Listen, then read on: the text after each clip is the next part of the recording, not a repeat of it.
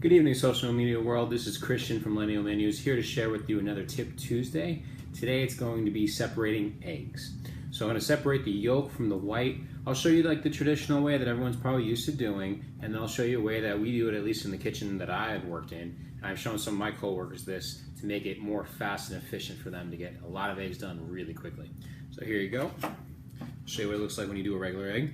And by the way I do cracked eggs, I learned this back at the steakhouse when I do about two sheets of eggs, so a couple dozen eggs at a time. One of the easiest ways is you just take one egg, tap the other, and that'll help crack it. So, the top one decided to crack this time. All right, so the most conventional way that people are used to doing their eggs to separate them is just to use one part of the shell to keep going back and forth until you get that yolk separated from the white. Yeah, that is efficient, that could work, but the problem is with the shell having all these different corners, it's going to most likely stab the egg, which in this case it did. As you can see, the yolk did break.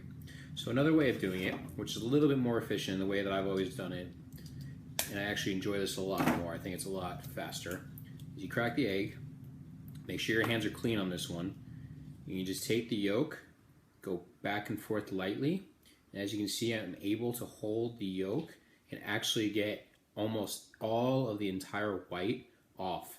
And all you just got to do is go back and forth, just leave a little bit of space between the fingers, enough to cradle that yolk, but just enough so that the whites can seep right through. See? And there you go. The yolk without the whites. And that's another Tip Tuesday. I hope you enjoyed and learned something new.